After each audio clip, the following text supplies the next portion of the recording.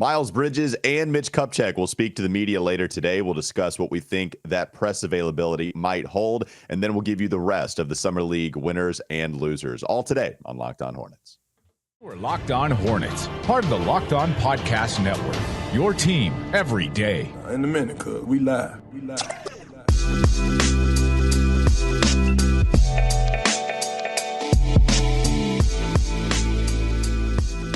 It's Locked On Hornets, part of the Locked On Podcast Network. It's your team every day. Thanks for making us your first listen. We're free and available anywhere you get your pods, and that does include YouTube. If you are watching us on YouTube, there you can see David Walker back from his vacation, 2-week vacation, where he just unplugs from the world, and we were not able to get a hold of him despite our group chat's best efforts.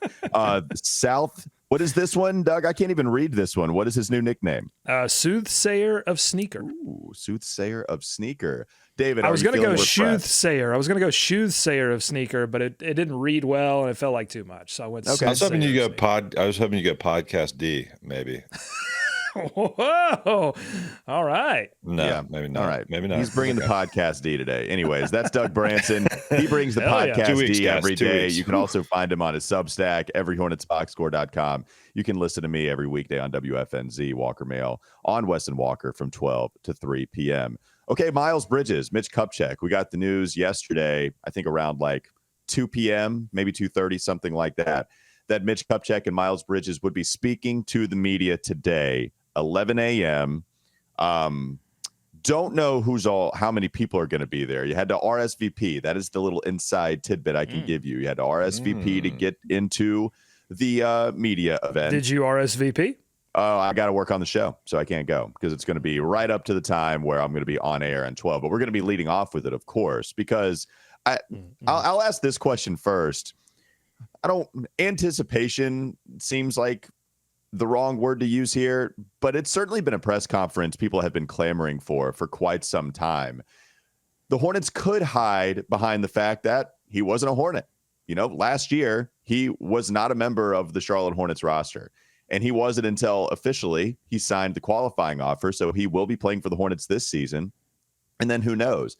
But, David, we have been asking for this. A lot of people have been asking for Miles Bridges to speak publicly on the matter, and we haven't even heard from him until he released a statement. I believe that was back on July 7th. So is there anything that you want to hear from Miles Bridges with the fact that so many people have been wanting him to speak publicly and has been pretty quiet until he released the statement?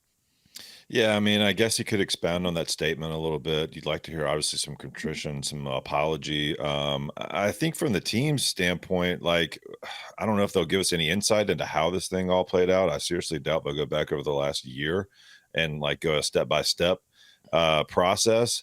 But my bigger question is, like, do they think this is the end of the discussion for the year? I mean, I don't know, maybe it is, but I feel like, certainly other players could be asked about it in the future. When they go to different cities, they could get questions about it. Like, I don't know if this is if this is closing the book on this, era, if you will, or if when the season kicks back up, there'll be more questions or more people are asked, or perhaps people that didn't RSVP today will have additional questions. So, it'll be interesting to see. This is a kind of a weird thing. I mean, it's kind of in the same vibe as the rest of the Hornets offseason, and to see these guys trotted out there and discuss this.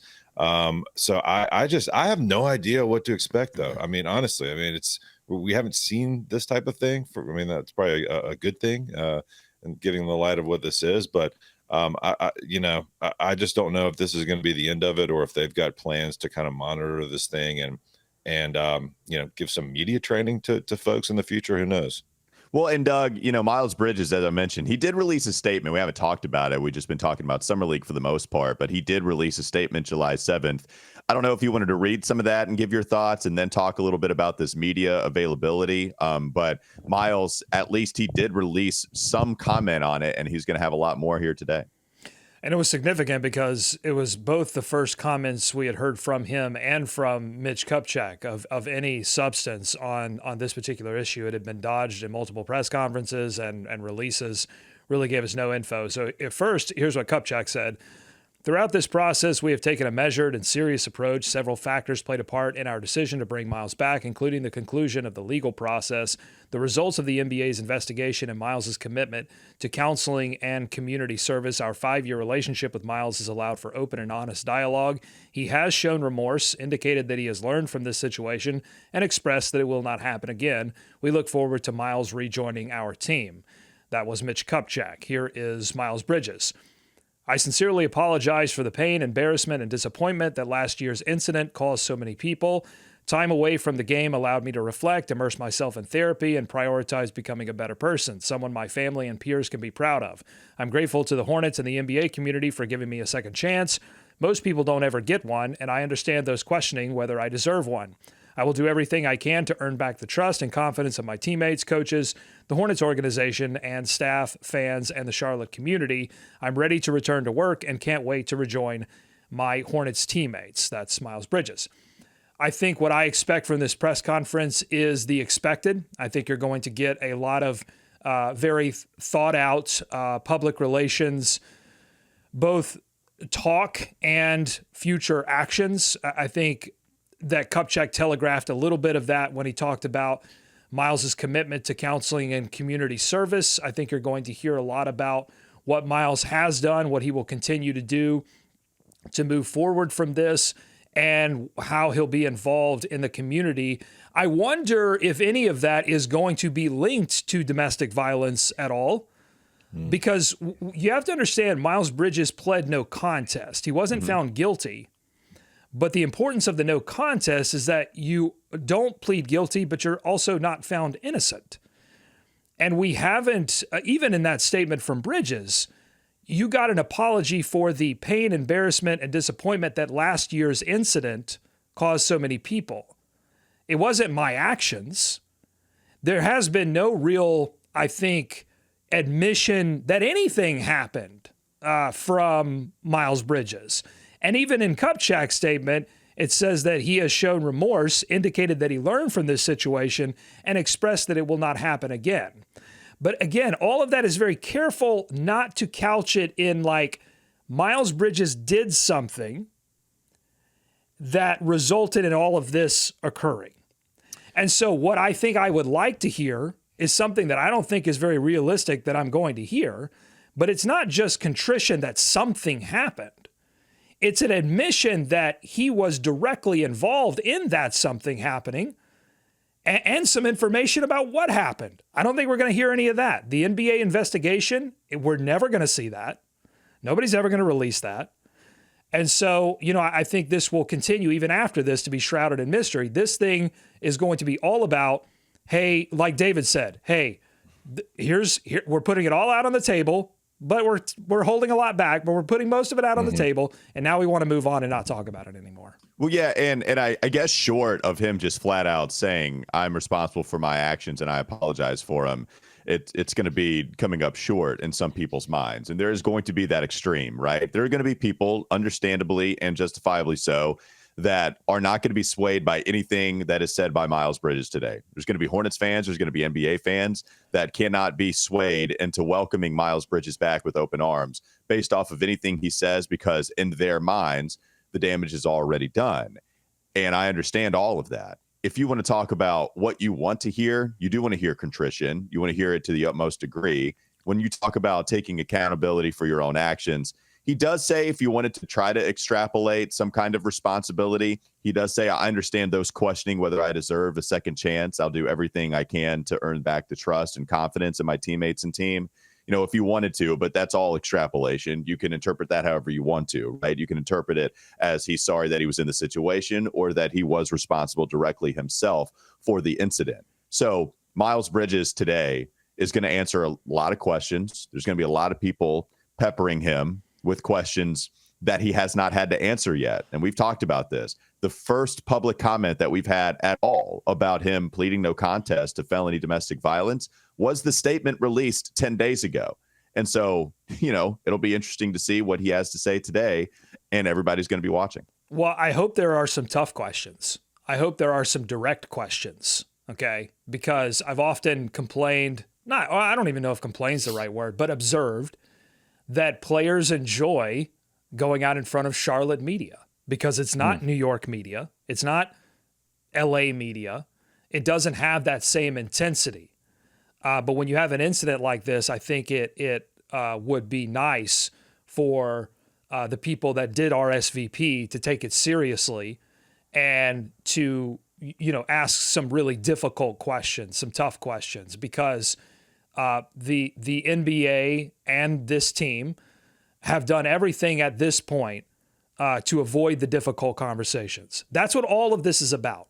It's about avoiding the difficult conversations. It's about masking everything in vague language and not really getting down to the heart of what this thing has been about and what we, I think, have done a good job of talking honestly about, which is domestic violence and how much of a problem it is and how much the NBA doesn't seem to care about it. Yeah. And so I hope that there are some tough questions asked in this, not just about the qualifying offer, the contract, or the future of Miles Bridges in Charlotte. All of that. There will be time. I mean, there's going to be a media day coming up at the end of September. There will be plenty of time to ask about that. I hope that the questions are tough and that they're not about that. Well, do you guys think this is a good thing? I mean, you think the Hornets are bringing this about in the right way at the right time, in the right format? I mean, I think they have to address this, right? They had to have done it. Is this the right way to do it? After summer league, before the summer starts. Well, at least it's not on a Friday. At least it's not on a Friday. I mean, everything else has been total news dump Friday. Let's hope everybody forgets about it over the weekend. At least it's not a news dump Friday. Well, and the Hornets would have been killed had they not made him available at all. And then we get to interview, when we have media day before the season starts, and then you get your 15-minute session, not even 15-minute sessions there, because you're just, going through the car wash, right? Everybody is coming in and out doing interviews, and it's not very long. And so the Hornets would have been killed for that. This is something I do believe they had to do.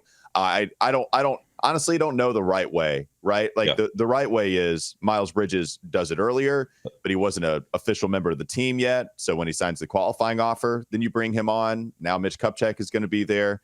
So this is, I don't know if it's the right way or the wrong one. It's just something that had to be addressed, and they're choosing to do it today at 11 a.m. And we'll recap some of those comments on the next episode. But we still have more to get to on this episode. Coming up next on the Locked On Hornets podcast. Don't go to sleep on the Hornets just yet. We'll go over some of the Summer League winners and losers, get David's thoughts, even if he was on vacation. Maybe he saw a little bit of Summer League. We'll get his thoughts on some of that. And we'll talk a little bit more about Prize Picks as well, because this episode is brought to you by Prize Picks. You can pick 2 to 6 players on your fantasy sports app or website. And if they score more or less than their Prize Picks projection, you can win up to 25 times your money on any entry. There's no competing against other people. It's just you versus the projections available, and they offer projections on really any sport that you watch. Entries can be made in 60 seconds or less. It's that easy. You have safe and fast withdrawals, and they're currently operational in over 30 states and even Canada. Download the Prize Picks app or go to prizepicks.com to sign up and play daily fantasy sports. First-time users can receive a 100% instant deposit match up to $100 with promo code Locked On. And if you deposit 100, they'll give you 100. If you deposit 50, Prize Picks gives you $50. Don't forget to enter promo code Locked On at sign up for an instant deposit match of up to $100. More Locked On Hornets coming up next. This is Locked On Hornets. And would I have liked to see a few more shards? No, I would not have. I saw some shards. Only on the Locked On Podcast Network. Your team every day.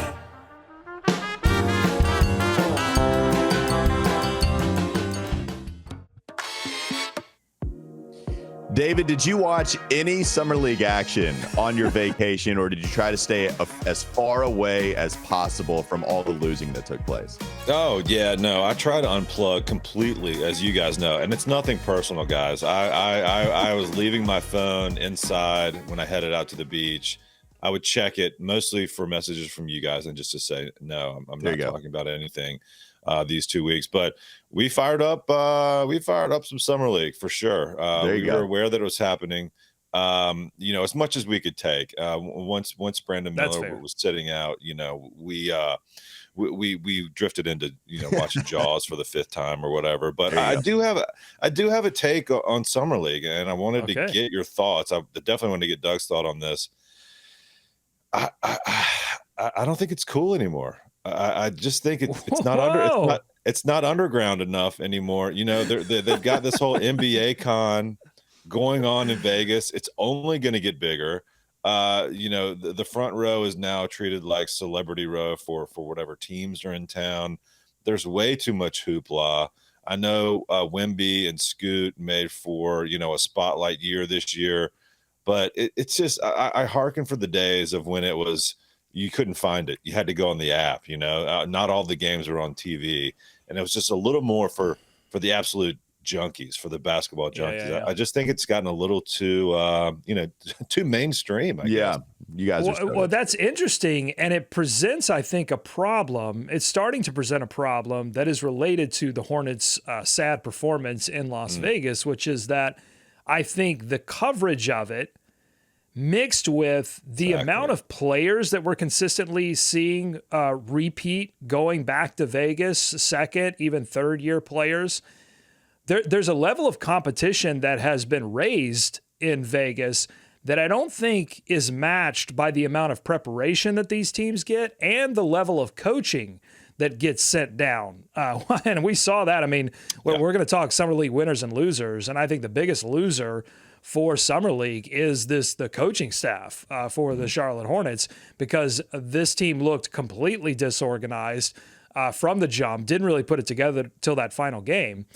But I think there's as Summer League has grown in popularity, they've got to figure out, like, all right, what's the level of competition that we want? If it's going to go mainstream, what's the level of competition that we want to showcase? And then we've got to get teams to invest in making that because if it's not enough just to put good players on the court, you've also got to give them more time to prep these guys so that you actually get good basketball games. Otherwise, you're putting a bad product in front of a lot of people. Well, yeah, and what I will say, though, is I still feel like the basketball is at a rookie level, because the second and third year players that go back really aren't good. And if you go back as a second or third year player, the bar is pretty damn low for you to pass. I mean, JT Thor did not play in Summer League, and that's somebody that I thought would have gone with the Summer League team. And Seems so like Kai Jones, James Bouknight, they go back. Cam Whitmore wins Summer League MVP as a rookie, who was the 20th overall selection. And even still, if you think that he went too late as a, top 5 talent, you still have a rookie winning Summer League MVP. But you're right, it is covered, and a lot of people are watching it on ESPN now. It's no longer on NBA TV, where you just have the pennies as the jerseys. You have the NBA logo on the center, and then it's all white. You have blue shorts, and then you go out in Orlando and play basketball in like a YMCA. It's not like that anymore. So it is a little bit more mainstream, and the hipsters, they are angry. The hipsters are angry out there. The hipsters. Summer League, do you just want to start with the bad? Do you want to go with some Summer League No, we got to start with the good. We got to go winners first, man. We got to start positive. Well, I had to, because it was the point that David was making, and it had to do with the Hornets. Had to find the local angle. But yeah, I mean, let's start with the winners. All right. So Summer League winners. David, did you want to lead us off here? Did you have somebody that you thought was a real winner in Summer League this session watching the Hornets 7 games? Yeah, I think at this point you just need a moment. You need a game. You need a quarter to go off to just leave people reminding of what you can do. So for me, I mean, Nick Smith Jr., all it takes is a one game. And really, I think he had more than one game. He had more than just that one moment. I mean, once the Summer League kind of went on and he got a little more experience on the floor, I felt comfortable having him out there. I mean, certainly in comparison with some of the other guys that were out there. But I was excited to see him put on that display, because so many of those games, especially early on, the Hornets, just for some reason, couldn't shoot. I'm like, how every other team is hitting 3 after 3 after 3. And that became the story of Summer League the further it went on. It's like, yeah, well, these Hornets, it was the first talking point for every announcer. They really struggled shooting and doing everything else and scoring. So it was nice to see a bit of a back and forth. And that was also the good Brandon Miller game. And that fourth quarter especially was fun. But I liked what I saw from Nick Smith, and, gives you hopes that they really did get a steal in that late first round pick. What do you got, Doug? Yeah, I think definitely Nick Smith Jr., winner. Brandon Miller got his game and showed off as much as I think he possibly could have shown off given the circumstances. They needed a point guard to deliver to him, to set him up for a few things. So I'm willing to give him the benefit of the doubt on some of the offensive struggles, but playmaking, I mean, the passes that he makes with both hands were really crazy, and I think he's going to be fine. So he's a winner. Amari Bailey, though, is the guy that I'm really going to point out. I thought that, second round pick, got the two-way contract. A part of that, I think, was solid performance in Summer League. He didn't look lost out there. He looked like a Bryce McGowan's clone. But then by the end of Summer League, he looked like maybe even a little bit more than Bryce McGowan's because he was consistently knocking down three-point shots. He was making plays for others, better ball handler than I thought, more athletic than I thought. I think I was undersold on his athleticism. People were saying, look, guy, when he gets out into transition, can really get up and show you something. But I saw explosiveness off the bounce, first step in the half court. I'm really excited about Amari Bailey. I thought he was almost my biggest winner. And he played all the games. So that's a plus. All right, so David goes Nick Smith Jr. You go Amari Bailey. I wonder where Sounds you're like going. Mitch Kupchak is a winner here, Doug. Okay, well, yeah, this Mitch draft. Kupchak. If he made the decisions. Well, we know he made the decisions on 27. I'm gonna guess that the scouting, whatever, the draft decision makers, they are the big winners. If you were to rank the top 4 players in this summer league session, I think in any order you wanted to go with, they would consist of all the draft picks that you just made out of this class. And I don't know if anybody else that would be in the top 4. It would be Brandon Miller, Nnaji, Nick Smith Jr. I was going to say, you got to go Nnaji as your winner, right? I mean, you've been the biggest Nnaji advocate. Yes, I'm going with the whole draft class. Like, yes, obviously I love Nnaji. I've talked a ton about him. I think defensively he's special. You've heard me say it a million times. But the 4 best players in this summer league were the 4 guys drafted this last time out. And then you can try to figure it out after that. But Mitch Kupchak, the decision makers, whatever, man, it was fun to see all 4 of those guys ball out in some games. I've got a question for you, Walker, and then David would love to hear your thoughts on this as well. And it's a question that I think came from the live show yesterday, was part of the comments that I saw afterwards, which is that we've talked a lot about Nnaji. I think we both like him. You love him. And we had a comment or a question saying, hey, why is Nnaji getting more love in this summer league than Mark Williams got in last year's summer league? Do you feel like you're being a little unfair giving all of this love to Nnaji when maybe we were a little bit more tepid about Mark Williams' performance in Vegas last year? Well, I mean, I think if you go back last year, I was very defensive over Mark Williams not balling out because I think even if you don't have a point guard on this roster, I think it was worse last year. I think Justin Robinson is better than what you had last season. No, it's still a problem, right? Let's not get it twisted. It's still a problem that they don't get a legitimate point guard. But I do think that they were a little bit better. Plus, if Brandon Miller is your first round pick, your second overall guy, and then you have some combo guards running out there, you have a little bit more facilitation.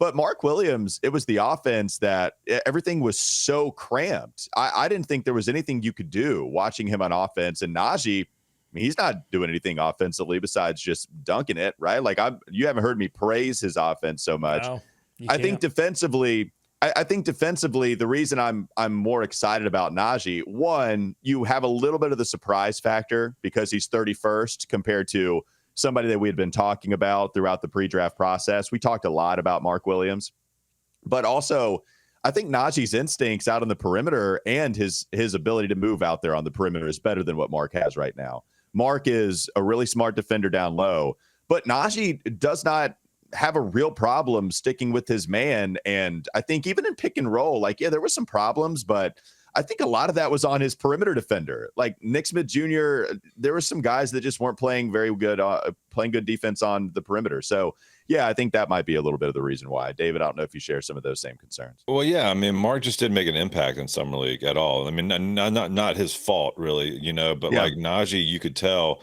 first of all, I mean, he's got the NBA body, right? Like he's ready to go today if he could, and he's also still so young. So I think there's that intrigue level. There's that surprise factor too. People knew of Mark Williams. He was the first pick, played at Duke, all that stuff. So like, I just think it's exciting to see that from Nnaji, because some people were like, this is another, Bismack Biyombo. He just won't be able to do anything, but he's shown a lot more than that. Yeah. And it has a lot more upside that I think Hornets fans can get excited about. So, yeah, I mean, I don't think there's anything against Mark or particularly taking shots at him. And Mark Williams is a perfect example why you shouldn't overreact to Summer League, because guys are going to go through a journey. They may go to Greensboro, they may go right to the roster, but things are going to happen and they're going to improve in some areas and they may not improve in other areas. I think Mark Williams' Summer League last year would have been Nick Smith Jr.'s Summer League had he not had that explosive final game. We would have felt the same way about Nick Smith Jr. Hey, we've seen some flashes. If some things improve, this looks really good. Obviously, though, it's different because we got that 33-point outburst, spin moves, just sauce everywhere. So now we feel a lot better about Nick Smith Jr.'s prospects. Well, and by the way, we were mentioning that then. I mean, maybe we weren't talking about it with this level of excitement, and maybe it was a little bit more. We were just trying to figure out what was going on, and defensively, Mark was fine, but man. Well, not me. I mean, I'll be honest. Like after Summer League, I was not sitting here going, "Whoa, the Hornets have found their center." I was like, "Oh boy!" And I put all my cards out on the table. I was still a little hurt by the Duren thing. Well, some of that bias was leaking in. I'll admit it. But once Mark, went through his Greensboro stint and then got back in and looked so comfortable after Plumlee left, then I was like, "Hey, he's shown it to me here on an NBA level." He looks so comfortable out there, and he impacts the game on both ends of the floor. I'm like, all right, the Hornets have found their center. So the Nick Smith Jr. is the Duren payoff, and I saw some folks saying, okay, you got to give Mitch credit now. I mean, well, no, you don't. Not yet. Maybe he's a mastermind. Can we be patient? Can we see Nick Smith Jr. operate on an NBA floor first, please? Yeah, he knew exactly what was going to happen. He knew Nick Smith Jr. was going to fall this entire time. And so for that, Mitch Kupchak is one of the winners here in Summer League. Let's go to the losers coming up next on the Locked On Hornets podcast. Don't go to sleep on the Hornets just yet. Maybe we talk a little bit about the bad in the last segment. That's why we're saving it. But if you want to hear more Brandon Miller observations from his latest podcast, David is going to share some thoughts. And we're going to get to some stuff we did not get to yesterday when talking about his appearance with Podcast P. So that's still to come on Locked On Hornets. All right, David, let's start with the losers. Bring us the bad news. Who do you have as a loser in the Summer League session? It's hard not to feel like James Bouknight missed a big opportunity in Summer League. It was just a struggle bus all the way through. One thing you'd like to see from returning guys is a little bit of leadership to go along with some good on-court performances. And it was just a tough go, man. And you feel bad for the guy. Hit a couple shots here and there, but my goodness gracious, it just was not what you needed to see.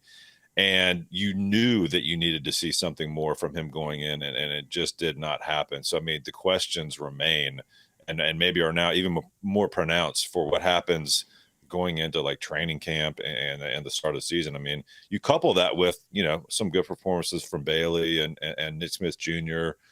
Here and there. And it's like, where do they go from here with Bouknight? So unfortunately, I think Bouknight, for me, is one of the main down guys. And Kai had his moments, but Bouknight unfortunately stood out on the bad end there. Doug, are you going to go with James Bouknight's draft mate, or are you going to go in a different direction? I'm going to go with Mitch Kupchak. He's going to be the winner and a loser. Nice. Because his draft class of James Bouknight and Kai Jones, I don't think they had different kinds of performances, because I think a lot of observers, national observers that don't pay close attention to the Hornets are going to walk away and think, hey, Kai Jones showed some flashes here. It looks like he might be on the upswing. But I think both of these guys for different reasons showed why their future in Charlotte looks even cloudier. And that's a draft class for Mitch Kupchak that has really failed at every opportunity to make the case that they deserve serious looks on a non-injured roster. So for Bouknight, it's not like the opportunity wasn't there. And we've said this over and over about Bouknight. Last season, at regular season, Clifford gave him a solid opportunity to make plays, and he just missed shot after shot. In this summer league, it's not like the offense was humming. It's not like other guys were taking all of his shots and knocking them down. He had an opportunity to lift this offense up. He wasn't necessarily the point guard. A lot of those duties went to Robinson and Nick Smith Jr., but he had plenty of opportunities to make plays for others too, because, Nick Smith Jr. was turning the ball over all the time early on in that summer league. He had plenty of opportunities to play takeover guy and just couldn't do it until the second to last game, when he went off. But by then, I think the Bouknight has already been written. Right. Classic. I thought about going Mitch Kupchak too. I thought giving you a little double dose of Mitch because of the draft class. Beat you to it. Roster construction. I'll go with Kai. I'll take the easy answer, but the angle I'm going to take is the fact that here you have a project. It was always along this timeline. It was a very possible outcome that it would take 3 years before Kai Jones started to put it together whatsoever. Maybe you thought you had more time until they drafted James Nnaji, and he showed you that on the defensive end. So now he could go to Barcelona. Looks like he is going to go to Barcelona, although it's not official yet, if I'm not mistaken. I haven't seen that be official. They still have a two-way deal. They still have one two-way slot. It could go to Nnaji. So, well, actually, I don't think they're allowed to, if I'm not mistaken. I think it's against the rules. CBA, man. I can't. Yeah, I know. Make it's tough. But I don't have details on why. But James Nnaji, if he goes to Barcelona, if you're Kai, I mean, he's coming. And James Nnaji, we can all admit, he was a winner for a reason. So if he comes over next year, and I don't know how many opportunities Kai Jones is going to get with Mark Williams and Nick Richards ahead of him. Now you have, hopefully, people that are more healthy than last year, which is a very low bar to clear. Where are the opportunities going to come in the regular season? This was your summer league to show that you had really put together quite a bit, and it didn't happen. So I'm going to go with Kai Jones, and a lot of that has to do with the pressure that Nnaji's put behind him. Yeah, he's the same. He's the same player. I mean, that's really the bottom line. And what you don't see if you're a national observer that hasn't been paying attention, I'm sure that if you put the microscope on his game, there have been some subtle improvements in his pick and roll defense, some things that they've been working on with him. But we're seeing the same kinds of highlight athletic plays offensively, the Euro steps, he's going on the Euro trip, the block shots because his length is crazy, because his energy and intensity level is off the charts. But you're also seeing the same mistakes, the same turnovers, the same doing too much with the basketball, the same not enough physicality rebounding. There were games when he had 0 or 1 rebounds, and he was the center, and he was playing big minutes. I mean, these are just things that you go, okay, this is not a guy you can count on for big minutes at the center position. And I don't know maybe if they don't bring back PJ, if that doesn't happen and they don't bring back a PJ replacement, maybe there's some room for him at 4. I don't know, but certainly at 5 doesn't make sense at this point. It just doesn't feel like the game's slowing down for him at all, and that's kind of tough to see, I guess, in summer league because it was helter skelter out there, which brings me to one thing I think we should mention is just the downfall of the coaching staff and the preparedness. I think that we just did not see. I mean, you forget this team played a preseason summer league. They played additional games to kind of get ready or to have more time on court, and they just did not look focused or ready to play or with any cohesiveness when they got to Vegas. And like to Doug's point, the time on all this stuff, it's not easy. It's very hard. But there were teams that looked like they knew what they were doing. I mean, the Spurs specifically, and some of these other teams looked like they had a little more cohesiveness. They probably had a couple more point guards too, which helped. But the Hornets, I think, like I said, a talking point in all these games was just how discombobulated they looked most of the time. Well, here's an interesting note on Marlon Garnett, who was the head coach of this team and was maybe rumored by the True Hoop podcast to not be doing the greatest job getting these guys prepared and getting some criticism from some of the more veteran players on this roster, okay? Garnett is regarded as like LaMelo's guy, LaMelo's coach, the guy that he works with maybe the most on the roster. There is a coaching cull that is coming when this new front office, Kaplan, when they all take over. There's going to be a coaching call. How many coaches get fired? We'll have to see. Is it going to be Clifford and everybody? But if Marlon Garnett stays, then you know that LaMelo Ball has started to get some pull within this organization.